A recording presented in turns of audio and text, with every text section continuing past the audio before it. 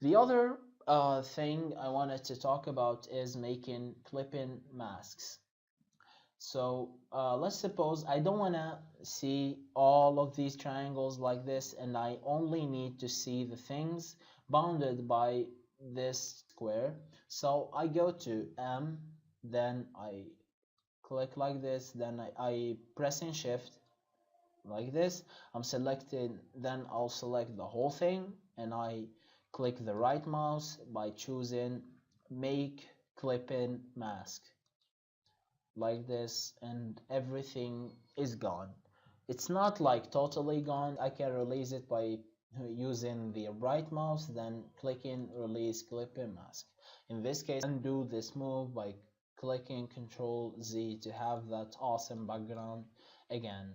Okay, so now I'm going to have to use this shapes. Let's suppose I'm having 3 or 4 shapes. I'm going to change the colors so that we can different them from each other. So now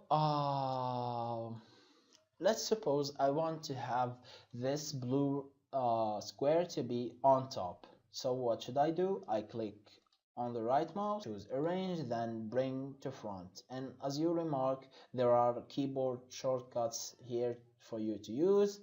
Let's So like this, it's all over the other shapes. So this is a perfect example for the arranging tools. Let's suppose now we need this orange one to be sent backward. I'm going to choose arrange, then send to back. And here we go, we have it behind every single shape behind. So what I wanted to say is that being like familiar with Adobe Illustrator comes with experience. So what I wanted to say is that you should experiment every time you have like time to do some experiments with Adobe Illustrator to like increase your familiarity with Adobe Illustrator, to speed up your process and to achieve better results with your art. Anyway, so let's move on to the next point, which is understanding fill and stroke. So up until now, we've been drawing shapes with only fill. And what does fill mean is this color inside the shape. We can also make some strokes all over the shape by going to this one here, then clicking on stroke panel like this, then increasing the weight of it.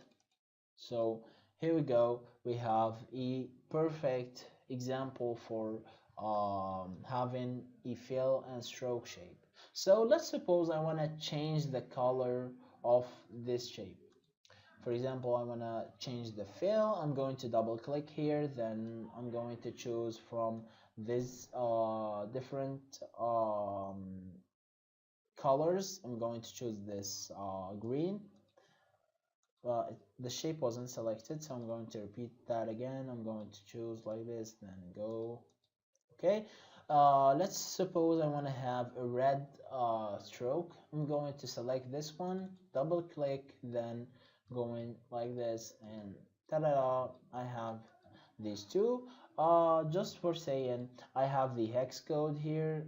Let's suppose you like the color, then you get the hex code. You can like paste it all over here. So let's just try to come up with a new color. I don't know what color is going to come out from this. So okay, so we have this orange, and here we go, we have this color. What you can do also using the stroke is that going to the stroke panel, I can control the cap here. We don't see it really in such example, but if we use the round joint here, I have this rounded that I didn't have before by using the miter joint. I have it like this. Then if I choose the rounded joint, I have this rounded effect, which is really cool. I also can control the alignment of the stroke, whether it's in the middle or center. I can choose to be on the inside or to be on the outside. So yeah, I guess this was it for the outline and stroke. Thing is that suppose that scaling up such thing or scaling it up and down. Okay, so I want to have it like I want to have this orange thing alone and this green thing alone. So what I can do is go into object, then path, then outline stroke, or using the keyboard shortcut Shift Control Q. So here we go. I'm going to choose ungroup to remove the grouping between these two items, and here we go. I have this one and this one. Let's remark here that the it's no longer a stroke, it's a fill now. It's a perfect users for the outlining stroke because you can control now your shape in different methods, since it's now a fill, it's not a stroke, which is amazing. Anyway, so this was it.